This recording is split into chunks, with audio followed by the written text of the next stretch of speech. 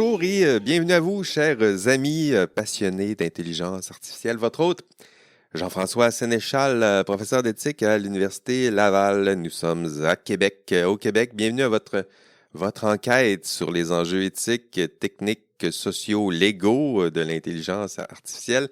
Dans cet épisode, je vous propose de replonger en droit, de revisiter un champ d'utilisation de l'IA qu'on a déjà visité, mais on va essayer de replonger dans tout ça. Donc, les liens entre l'IA et le système de justice, l'IA en droit, les utilisations qu'en font les avocats et juges, les bonnes et moins bonnes utilisations maladroites de l'IA dans ce contexte. Pour m'accompagner, j'ai la chance de recevoir un acteur important de cette réflexion, Damien Charlotin est avec nous. Bonjour Damien. Bonjour. Merci d'avoir accepté notre invitation, Damien. Merci de m'avoir invité. D'abord, un petit peu de contexte entourant l'invitation de Damien. C'était au début du mois de janvier. Je tentais de me replonger tranquillement, lentement, dans mes intérêts de recherche. Puis je surfais un peu sur LinkedIn pour ne pas le nommer. Puis j'étais à la recherche de posts ou de publications pertinentes dans cet océan d'experts qui est maintenant devenu LinkedIn. Et je suis tombé sur ce texte de Damien Charlotin. Le texte s'intitulait « Les hallucinations de l'intelligence artificielle s'invitent devant les juridictions françaises ». Déjà, c'est peut-être le terme « hallucination » qui me fait sourciller puis réagir en premier. Mais je dirais que c'est le contexte qui m'a ensuite découragé. On parlait d'avocats qui, devant des juges, pendant leur plaidoirie ou dans les documents qui accompagnent ces plaidoiries, des avocats qui citent des jurisprudences qui n'existent pas, puis qui font référence à des procès qui n'ont jamais eu lieu. Puis pourquoi font-ils ça? On blâme évidemment les outils d'IA et autres LLM qui avaient été utilisés pour préparer ces plaidoiries. Puis, on parle aussi d'outils qui hallucinent et ce sera notre thème de cet épisode. Mais avant de sauter dans le sujet, Damien, parle-nous peut-être brièvement de ton parcours, ta formation, tes intérêts de recherche. Alors, moi j'ai une formation principalement de juriste, mais aussi j'ai toujours été intéressé par la science des données et le code, l'informatique, la programmation. Et donc ma thèse, c'était principalement une analyse de données, mais déjà sur le thème de la citation.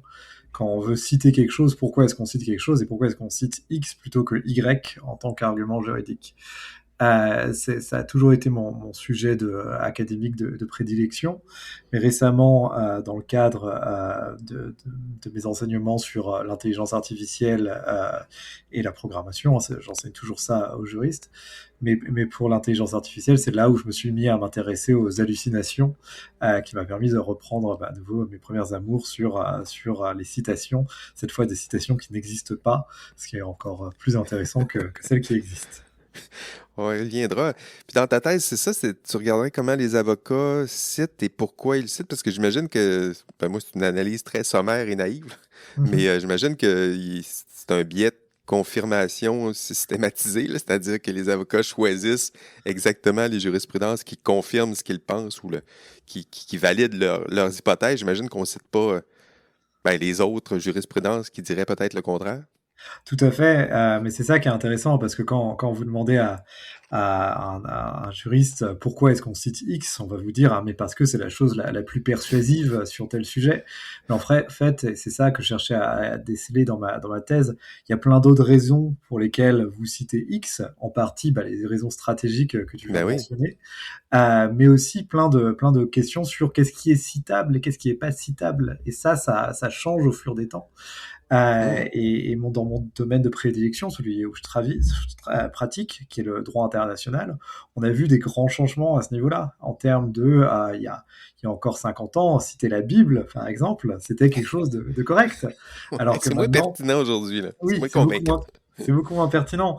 Donc non, il y a une vraie.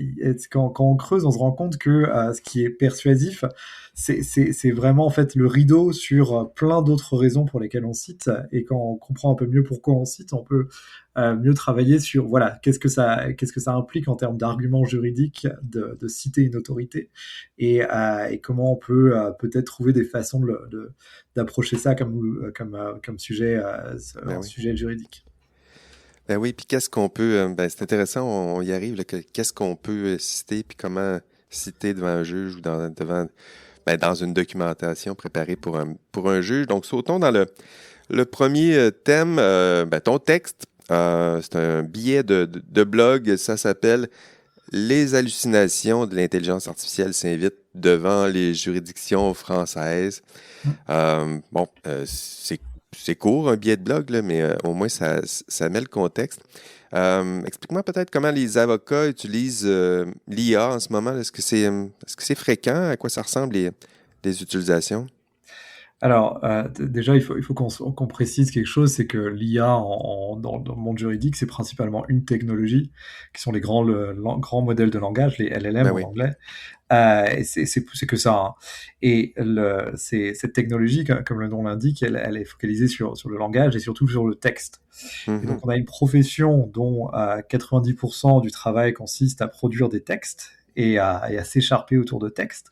Il y a un peu ceux qui vont au prétoire, hein, et à ceux qui consolent les clients quand ça se passe mal. Mais à part ça, on passe dans le temps à écrire et à discuter de texte. Et ben soudain, on a une technologie qui vous sort du texte à la vitesse grand V, et souvent qui vous sort du texte qui est aussi bien, sinon mieux, à Oui, parce première que c'est vue. très formaté aussi tu sais, du texte juridique. Même chose pour du texte académique, là. Il y a une structure, il y a des attentes, il y a un langage propre. Puis j'imagine pour un LLM, il se trouve quand même assez aisé à produire du texte qui ressemble un petit peu à ça, là. Mais oui, d'autant plus parce que la façon dont on entraîne un LLM de nos jours, c'est tous les mêmes, hein, mais plus quelque chose suit un modèle ou un patron, plus le LLM aura des Et puis facilités ça. à copier ce modèle ou ce patron. Et donc, un argument juridique, notamment, ça suit un modèle, surtout dans certains types de droits, Ah oui? comme en droit américain, où c'est toujours proposition, citation. Et la citation elle-même, elle suit un modèle, etc., etc. Donc c'est très facile pour À un langage de reproduire. modèle de reproduire ces modèles. Puis les avocats, est-ce qu'ils utilisent souvent ces outils-là? Est-ce que c'est fréquent? Alors oui et non. Il y a plein de questions sur la profession juridique aujourd'hui. On est quoi, 3 ans et quelques après la sortie de ChatGPT qui avait lancé les choses. Euh, il y a beaucoup on aime dire qu'on utilise l'IA parce que les clients s'y attendent, parce que ça fait partie d'un argument marketing. D'un autre côté, on est dans une profession assez conservatrice, Ben oui. qui a ses outils et qui aime utiliser ses outils. Euh, et il y a des limites à l'IA, il y a aussi des limites plus organisationnelles et des peurs sur la confidentialité, par exemple, sur les hallucinations dont on va parler. Malgré ça, les juristes, oui, utilisent l'IA parfois de façon détournée sans le dire à leurs collègues, parfois sans le savoir, puisque les éditeurs juridiques, qui sont les principaux outils à mise à disposition aux avocats, les éditeurs juridiques ont intégré des outils d'IA, parfois sans vraiment Que ça soit le signaler explicite, que assez. ça soit mentionné, ben oui. Exactement.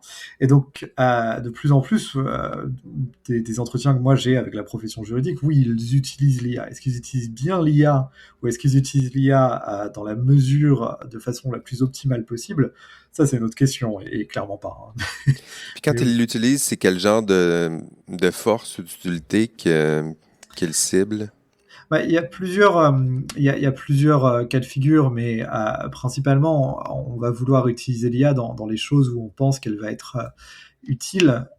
L'une des premières choses, en fait, c'est que pour arriver au texte, il faut faire de la recherche juridique. Et je pense qu'aujourd'hui, tout le monde maîtrise cette technologie qui est la recherche sur Internet, dans des bases de données, à travers Google et tout ça. Ben oui. Dans ce cadre, l'IA, c'est vu comme un booster pour ce genre de recherche, et c'est d'ailleurs ce que principalement proposent les éditeurs juridiques. Donc Donc là vient l'IA pour aider à cette recherche, pour parfois résumer certains arrêts, certains trucs, etc. C'est l'usage le plus utilisé. Le second, on tient vraiment à l'usage de l'IA quasiment brut en termes de je veux produire du texte. Là, il y a les textes ou juridiques, mais il y a aussi des tonnes d'autres textes qui sont plus professionnels, organisationnels, en termes de un mail qu'il faut envoyer à un collègue, à un client, etc. etc. Et l'IA peut aider à faire ça comme dans n'importe quelle entreprise. La troisième façon assez fréquente, c'est aussi plus une question de mise en forme, puisque beaucoup du temps passé n'est pas seulement fait à faire du texte, mais aussi à relire du texte, à commenter du texte, etc. etc. Ben oui. Et voilà, et tout simplement, on a ChatGPT qui le fait pour vous, qui fait les commentaires, qui fait les suggestions et qui repère les fautes de frappe. Ça ressemble vraiment au monde académique, je dirais en général, là. Donc, Ça, c'est bien. recherche, production de texte ou d'accompagnement de production de texte, commentaires, édition, c'est des choses qui ressemblent au monde de la recherche académique en général, Damien. Puis, ben, parlons peut-être bon, là, c'est peut-être les utilisations les plus appropriées. Parlons aussi des façons peut-être maladroites, là, c'est l'expression que j'ai trouvée, là. Parle-nous peut-être de ces hallucinations devant les juges et dans des procès. Déjà, explique-nous peut-être ce que tu veux dire par hallucination. On a une idée, là, c'est-à-dire que ça fait plusieurs années maintenant qu'on fait ça, ce podcast-là. On a vu les hallucinations commencer à arriver, mais comment tu définis ces hallucinations-là? Puis parle-nous de ces utilisations et erreurs imputables à l'IA, là, en droit. Alors, en termes de définition, une hallucination, c'est tout simplement une référence qui n'est pas liée à une référence qui est fausse. Enfin, voilà. Oui. Non, parce que j'ai un peu, c'est dur de capturer le concept et j'y ai jamais pensé à une définition Parce que, générale. tu sais, pourquoi pas dire erreur, tu sais, parce qu'hallucination, Ah, c'est dans nos réflexions, c'est un peu ça, c'est que, tu sais, qu'on prête vraiment une espèce d'intention ou de conscience ou de prise de connaissance du réel ou de saisie fidèle du réel, puis à ce moment-là, comme une personne qui hallucine, mais non, donc ça prête, me semble-t-il, déjà une bah, sorte de vie là, existante, là. oui, oui. Pourquoi Moi, pas j'aime pas parler trop le terme. d'erreur? Tu sais, ils font ça, ils font des grossières erreurs. Oui, mais oui et non. C'est pour ça, moi, j'aime pas vraiment le concept d'erreur, parce que Mhm. dans une erreur, il y a quelque chose auquel généralement, voilà, c'est l'humain c'est difficile Erreur, habituellement, on dit c'est non intentionnel, c'est oui, c'est non sans intentionnel, connaissance de cause. Donc, habituellement, le concept d'erreur exactement. Sauf puis que pour une IA, tu sais, est-ce qu'elle est consciente c'est ça. des causes? Est-ce qu'elle l'a fait intentionnellement? Mais non. Donc, Mais c'est pour pour ça ça que le terme précisément. erreur, je me disais que c'était bon. Moi, ce qui me gêne avec le terme d'erreur, c'est que, et tu pointes du doigt le truc, c'est que l'hallucination, elle n'est pas l'erreur de l'avocat, ou plutôt elle est à un niveau Oui. plus large. Il y a un tiers entre les deux, qui est l'IA, qui elle ne fait pas d'erreur. Du point de vue de l'IA, l'hallucination n'est pas une erreur. L'hallucination, au contraire, enfin, fait partie de ce que l'IA on lui a demandé de faire. Et donc, on n'est pas sur. C'est pour ça que j'ai un peu du mal aussi à parler d'erreur quand ce sont des juristes qui soumettent un mémoire rempli d'hallucinations, parce que ça fait un peu comme s'ils avaient fait une faute de frappe. C'est comme si eux. Non, là, je parlais plutôt de l'erreur de Oui, l'IA, là. Mais c'est oui. sûr que eux, c'est pas des erreurs, là, c'est plutôt, on se rapproche, si on parle de droit, peut-être plus de négligence, là, des erreurs qui seraient évitables, De, assurément. de la part des avocats, c'est Ben en oui, effet plus une négligence. Une ben oui. négligence des mauvais process, Grave, oui. une mauvaise pratique de l'IA ou quoi que ce soit. Mais souvent, en plus, enfin, il y a une négligence, et puis il y a différents niveaux de négligence. Et ça, on le voit dans la base de données. Il y a des gens qui sont complètement surpris dans des situations où ils n'auraient pas dû être surpris. On parle, par exemple, ceux qui ne savent pas que l'IA hallucine. Aujourd'hui, en 2026, ça semble difficile à croire, et pourtant, il y en a qui prétendent. Il y a ceux qui par contre, ne s'attendaient pas aux hallucinations parce que, par exemple, ils utilisaient un outil d'éditeur juridique qui n'avait pas assez mis en lumière le fait que c'était assisté par l'IA. Il y a ceux qui tombent sur des hallucinations dans des circonstances nouvelles, en fait. Par exemple, on a une affaire assez intéressante dans la base de données où un avocat a juste demandé à mettre en forme une note de bas de page, et ce faisant, l'IA a ajouté une hallucination dans le lien hypertexte de la note de bas de page. Donc, enfin, voilà, c'est pas... As-tu d'autres exemples comme ça, justement, on parle d'hallucination, on est assez général, mais devant un juge, as-tu quelques exemples comme ça, plus concrets, comment c'est arrivé? Là, tu parles d'un hyperlien, on demande d'éditer, on demande de Ouais. formater, puis tout à coup, il ajoute un hyperlien vers quelque chose qui n'existe pas, probablement. Voilà. Y a d'autres exemples? C'est un exemple, ça, je l'ai vu qu'une fois, mais le plus courant, c'est vraiment, on demande à une IA générative de générer un texte juridique, et on copie, on colle, et on vérifie pas que les références dans ce texte juridique correspondent à des vraies choses. Ça, c'est le truc le plus classique. Parfois, c'est aussi des traductions. Beaucoup de traducteurs automatiques Oui. maintenant fonctionnent sur la technologie aussi des LLM, et il faut savoir qu'il peut halluciner tout autant que d'anciens modèles d'intelligence artificielle de traduction. Moi, je l'ai vu dans Donc, la au forme. moment de traduire, pendant la traduction, Oui, on en profite maladroitement ou l'IA en profite. Puis en profite, c'est ouais. une drôle d'expression, mais c'est à ce moment-là que ça se passe que là, il y a des hallucinations qui rentrent dans le texte. Tout à fait, tout à fait. Et ça, d'ailleurs, il y a eu une affaire au Québec sur le sujet, d'un bailleur qui a voulu, et enfin, c'est assez fréquent. Généralement, ce qui arrive, c'est qu'on demande une traduction à une IA dans le cadre d'une conversation qui existe déjà. L'IA va orienter sa traduction vers la conversation, et dans la conversation, elle cherche à vous faire plaisir. Et donc, elle va orienter la traduction d'une façon qui va vous faire plaisir, et du coup, quitte à perdre tout lien avec la réalité du texte traduit. Du texte. Ouais, Très intéressant. Tu parlais de ta database. On va sauter là-dedans, Damien.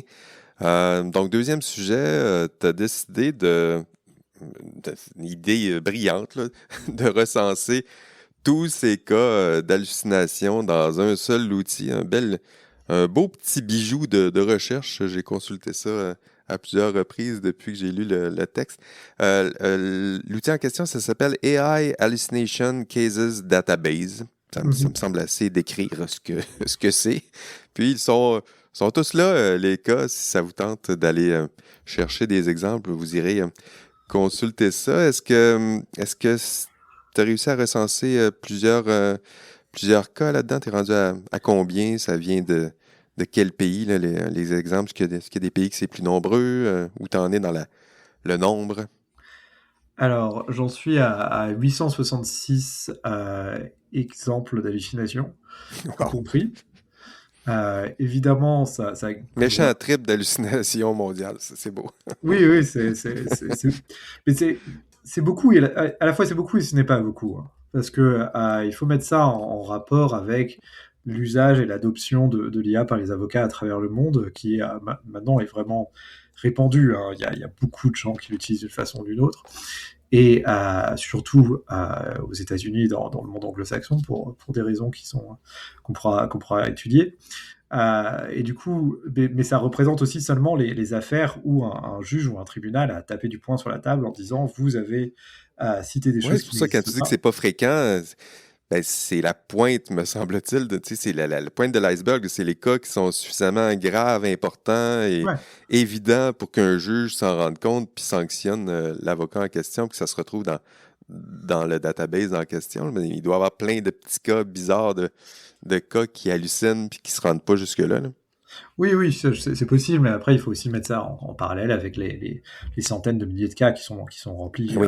qui sont logés chaque jour, hein. Donc c'est pas, et j'essaye aussi d'avoir une idée en questionnant les avocats que je connais, ou que je rencontre, en termes de est-ce que ça vous est arrivé? Et pour beaucoup, c'est arrivé que, enfin, c'est vrai, à tous, ça leur est arrivé d'utiliser l'IA et d'avoir des hallucinations.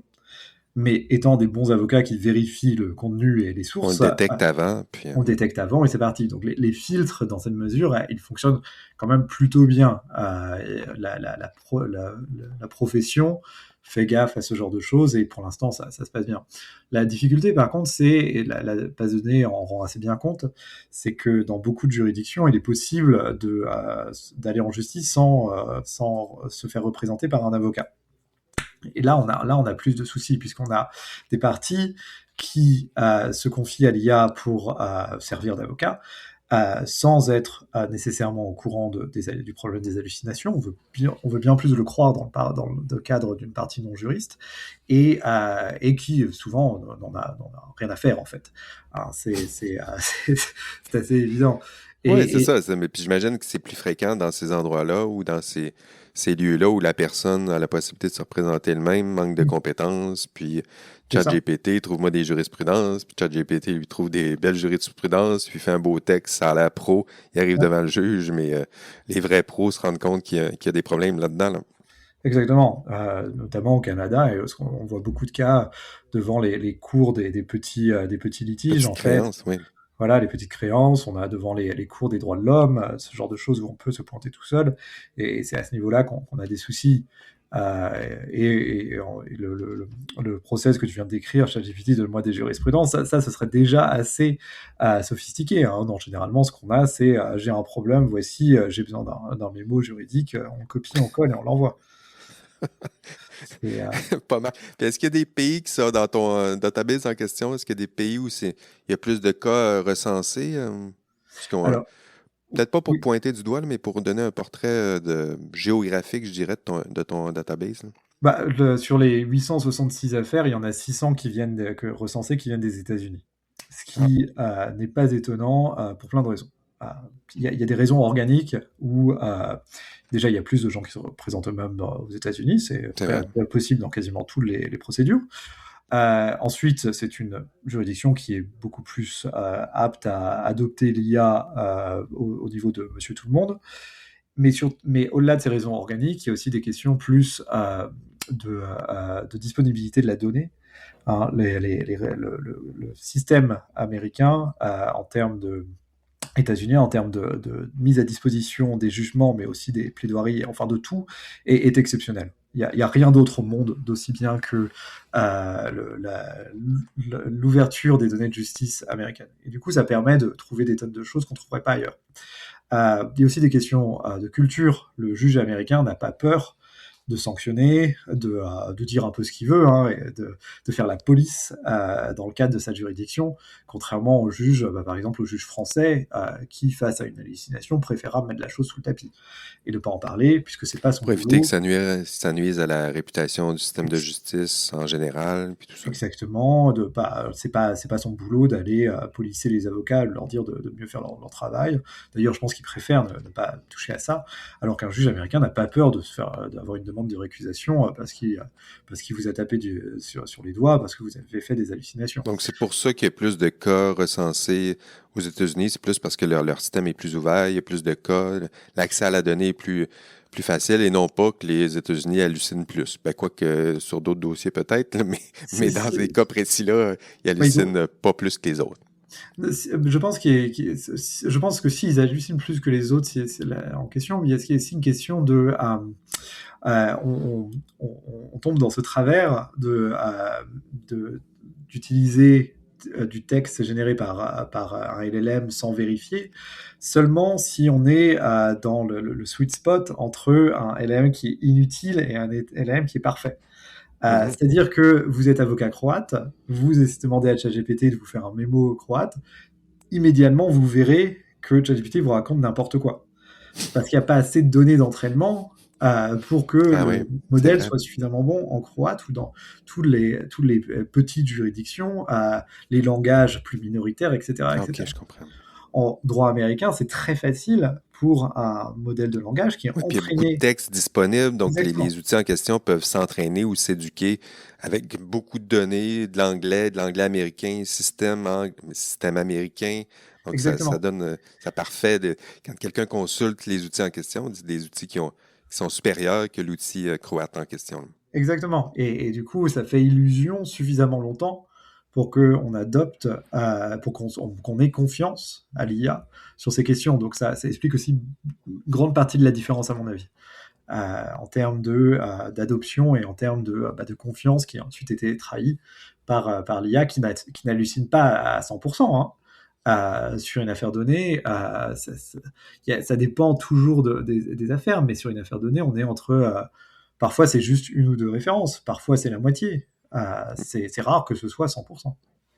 Puis justement, c'est quoi la nature des hallucinations en question quand tu regardes les cas, puis lorsque tu les analyses, est-ce que c'est toujours les mêmes cas, falsification, fabrication? Est-ce qu'il y a des erreurs ou des hallucinations plutôt, qui sont plus fréquentes que d'autres? Ça prend quelle forme les hallucinations les plus fréquentes? Alors, les plus fréquentes, on est vraiment sur la fabrication d'une citation qui n'existe pas. Donc, c'est-à-dire qu'on va citer Charlotin contre Sénéchal en 2015 devant la Cour d'appel du Québec, et il n'y a pas d'affaire de ce nom-là. Ça, c'est le plus fréquent, mais on a aussi des fabrications de normes juridiques. On a des fabrications parfois du dossier, hein, dire la partie adverse nous a envoyé une lettre ce jour-là qui n'existe pas. Ça arrive. Ensuite, on a aussi la fabrication des fausses citations verbatim. C'est-à-dire, on dit telle affaire, telle norme dit que X, ouvrez les guillemets, et ce qu'il y a entre les guillemets est faux. Ça, c'est aussi assez courant, mais on est déjà un peu plus loin, en fait, parce que l'affaire, elle existe vraiment. La citation elle-même est correcte, mais c'est Le la cause procès existe vraiment, la référence existe vraiment, mais le texto en question, on l'invente. Yeah. Et la troisième catégorie principale, et ça c'est beaucoup plus intéressant, c'est quand l'affaire existe vraiment, mais qu'on lui fait dire quelque chose qu'elle ne dit pas. Ah oui. Et Les ça, LLM font ça. Certaines personnes le font aussi de temps à exactement, autre, me semble-t-il. c'est une grande partie du métier de juriste, en fait, de tirer une analogie d'une affaire précédente pour essayer de dire qu'elle devrait s'appliquer à une affaire présente. Dans la base de données, généralement, dans l'immense majorité des cas où ça arrive, on est sur des choses flagrantes. On est sur une affaire en droit familial qu'on va citer en droit pénal, alors qu'il n'y a rien à voir. Mais parfois, on est sur des erreurs qui pourraient, de bonne foi, être celles d'un avocat qui qui tire un peu sur la corde pour faire rentrer son affaire dans un précédent. Ça chevauche pas mal la pratique juridique à ce niveau-là. Mais aussi, c'est beaucoup plus dur à vérifier. Parce Ben oui. qu'une affaire existe, ça se vérifie assez facilement. Qu'une affaire dise quelque chose verbatim, ça se vérifie un peu plus difficilement parce qu'il faut aller trouver le texte, etc. Mais ça va. Mais vérifier que une affaire dise qu'on lui fait dire qu'elle dit, qu'on l'a bien résumé ou qu'on a fait une analogie correcte, c'est un peu plus compliqué déjà. Mais ça exige de faire exactement le travail que on aurait dû faire si on n'avait pas Oui. consulté l'IA. Il faut aller lire, il faut aller comprendre, il faut analyser, il faut faire tout ça. Là. Oui, bah, c'est ça. Ou alors, enfin, c'est ce que depuis le début de la base de données, je me suis efforcé à faire. Il faut avoir enfin, j'ai construit un outil qui fait ça automatiquement, qui va chercher si les choses existent et si elles disent bien ce qu'elles disent. Et je peux confirmer que c'est plus dur la troisième partie Ben oui. de, Ben oui. de vérifier qu'il y a bien. Pour un humain aussi. Donc, si on essaie d'automatiser tout ça, j'imagine que c'est plus complexe. Aussi, puis dans les cas recensés, Damien, ben, j'imagine qu'il y a des sanctions. Là, un avocat qui fait ce genre de boulette devant, devant un juge, là, j'imagine qu'il se fait taper sur les doigts. Là, fabriquer du faux comme ça me semble assez grave. Là. Est-ce qu'il y a des sanctions? C'est quoi la gravité des sanctions? Est-ce qu'il y a des sanctions qui sont plus fréquentes? Bah, sur les 866 affaires, il y en a 160 qui ont une sanction monétaire, c'est-à-dire il faut payer quelque chose. C'est pas beaucoup. La grosse majorité des sanctions, c'est juste attention, ne le refaites pas. Ce qui a du sens parce que de nouveau, et c'est pour ça que je disais, pour moi, c'est pas forcément une erreur de la part des personnes qui font ça. C'est souvent une négligence et c'est dur de dire ne faites pas une erreur. Enfin, c'est une erreur. Donc voilà, vous pouvez mettre en place des procédures pour empêcher ce genre d'erreur, mais voilà, quand on est quelqu'un qui se représente tout seul, c'est un peu difficile. Mais oui, il commence à y avoir enfin, il y a toujours eu un peu de sanctions. J'ai pas l'impression qu'elles deviennent plus méchantes ou plus graves, parce que tous les juridictions essaient de trouver la bonne approche. Par exemple, en Israël, c'est toujours une sanction monétaire, mais pas grand-chose. On est de l'ordre de quelques centaines de dollars.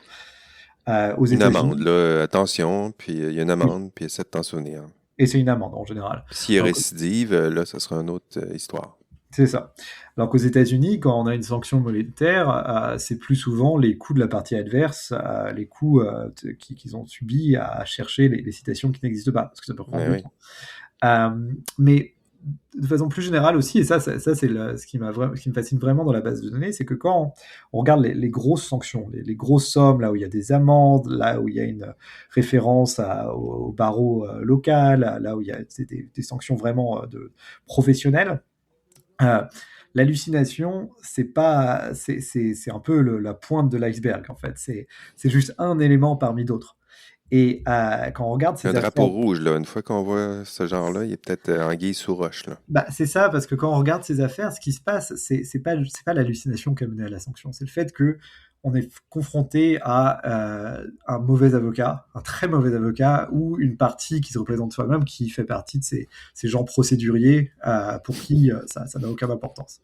Et ça, dans la base de données, ça m'a vraiment frappé. Il y a une minorité d'affaires, mais une minorité assez substantielle, vraiment d'acteurs qui n'ont rien à faire dans le système juridique, qui pendant longtemps étaient là et on n'avait pas forcément la façon de leur dire bah, c'est fini maintenant de gaspiller les ressources communes pour vos lubies.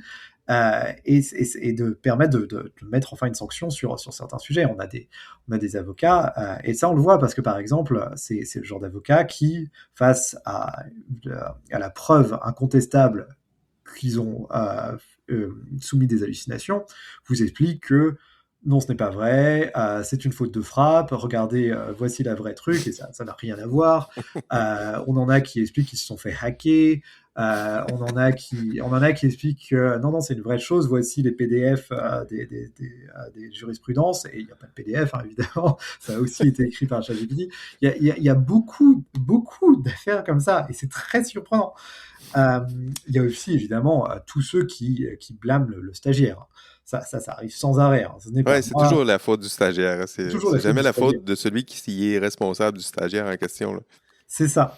Et ça, les cours, et notamment les cours américaines, elles n'ont pas peur de vous sanctionner très fortement sous couvert d'hallucination, mais principalement parce qu'ils savent que vous n'avez rien à faire dans un système juridique qui fonctionne sur la bonne foi et le professionnalisme, et qu'à un moment, voilà, votre licence d'avocat, vous ne la méritez pas.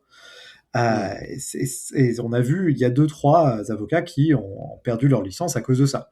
Mais quand on regarde, Wow. à nouveau, c'est pas à cause de ça. C'est parce que ce sont des mauvais avocats qui n'auraient jamais dû avoir leur licence Oui, pour puis là, commencer. ça sert encore une fois de drapeau rouge. On a ça aussi avec les travaux de Guillaume Cabana qui s'est servi de travaux pour justement essayer d'aller détecter des hallucinations dans les publications académiques. Mhm.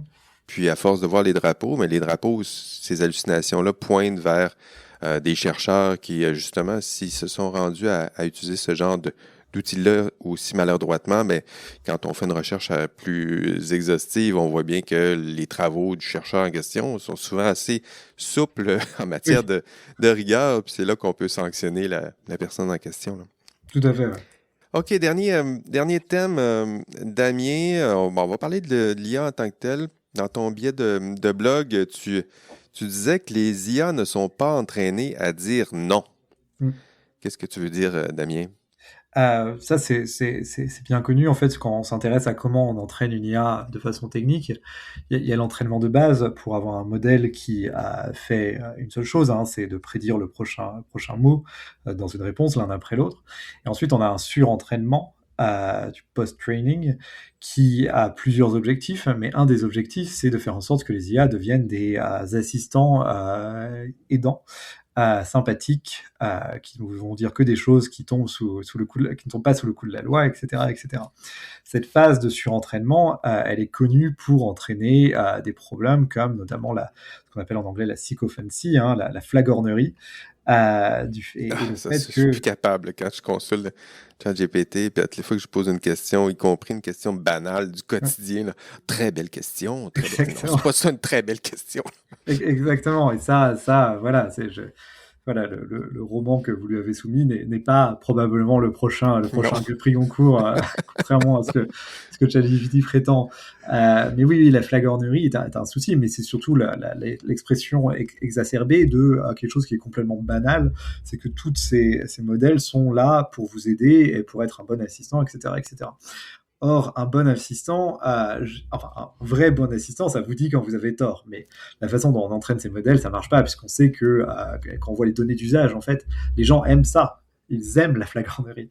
Mais oui. Et comme on entraîne à nouveau, on surentraîne les nouveaux modèles avec les données d'usage des précédents modèles, où on a vu que les gens, ils aimaient ça, et bien de plus en plus, à part si les développeurs mettent le doigt sur la balance en disant non, non, on fait autre chose, de plus en plus, on va vers des modèles voilà, qui ne vont pas vous dire non, qui ne vont pas vous dire vous avez tort, qui ne vont pas essayer de mettre en question votre chose et qui ne vont pas vous orienter vers la vraie solution.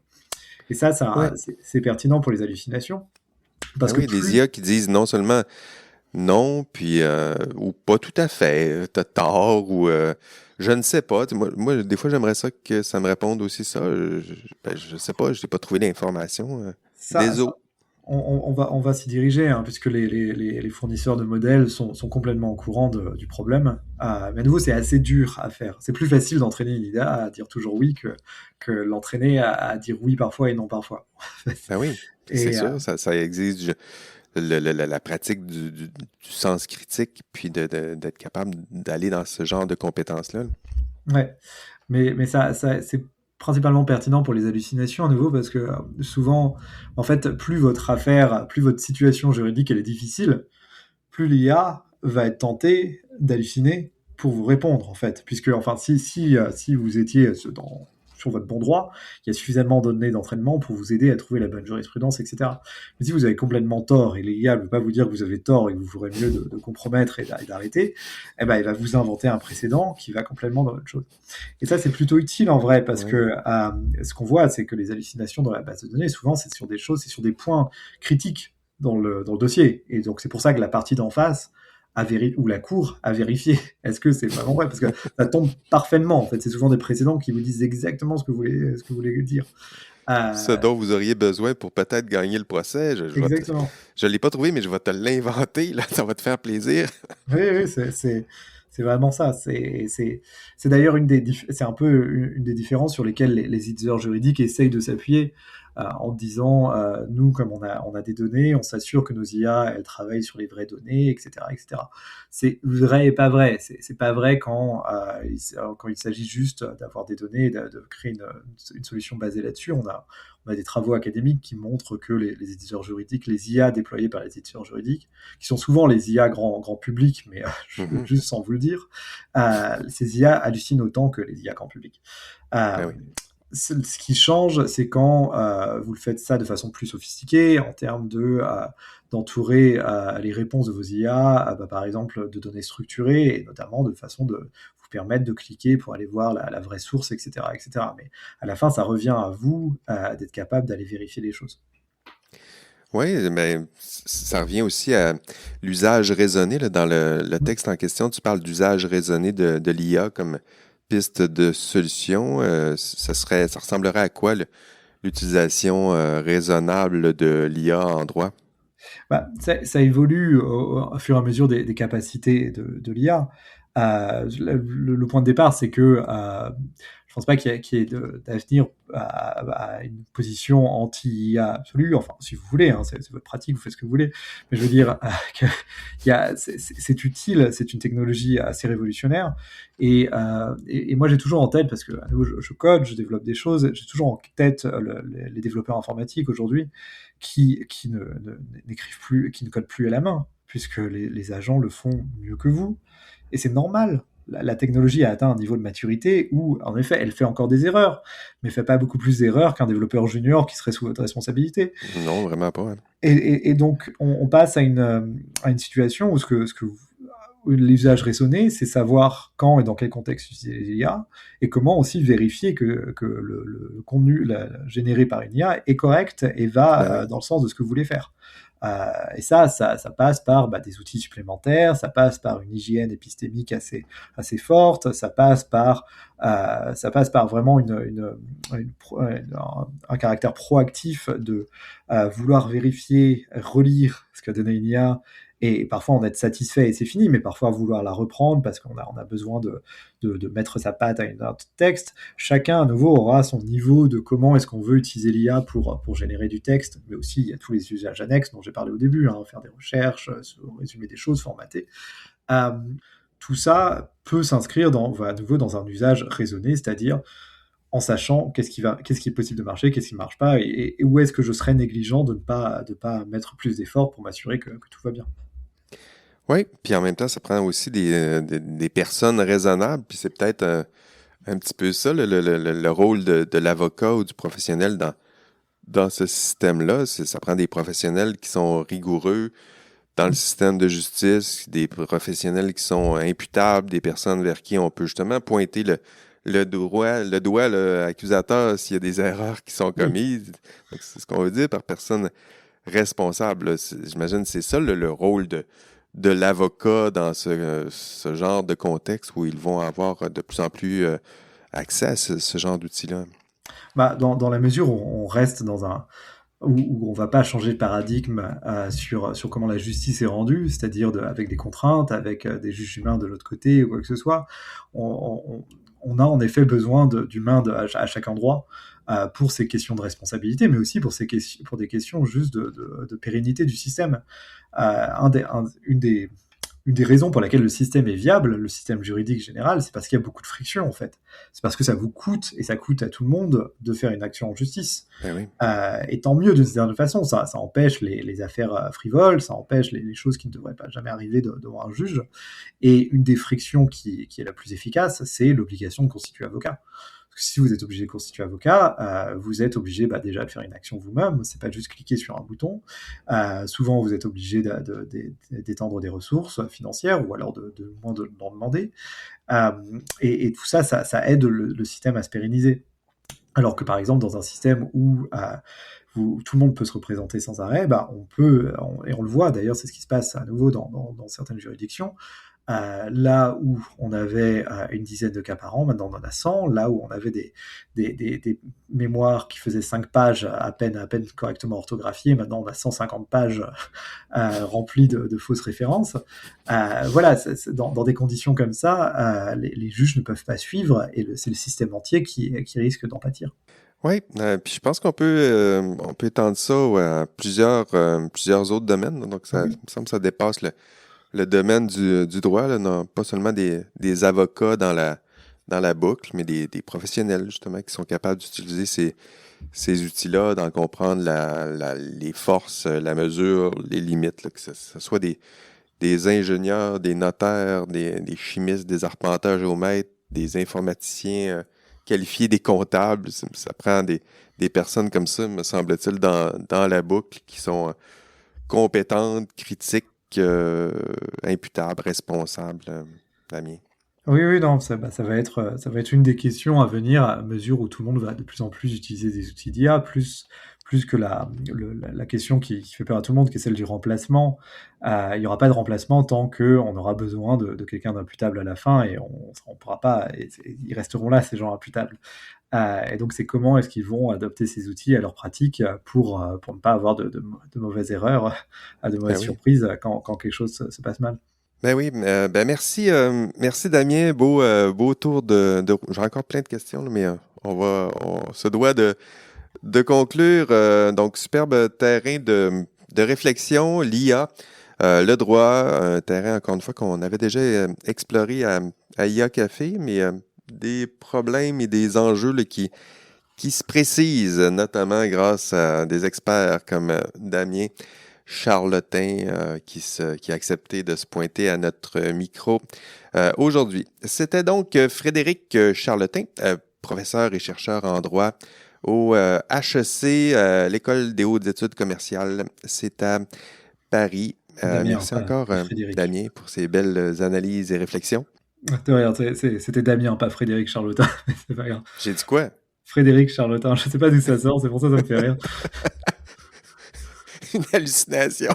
C'est ça. C'était Damien Charlotin, professeur et chercheur en droit au HEC. Écoutez, c'est tout. Je suis convaincu que vous avez aimé avec moi cette aventure au monde des hallucinations et des erreurs en droit, responsabilité, imputabilité, tous ces grands thèmes.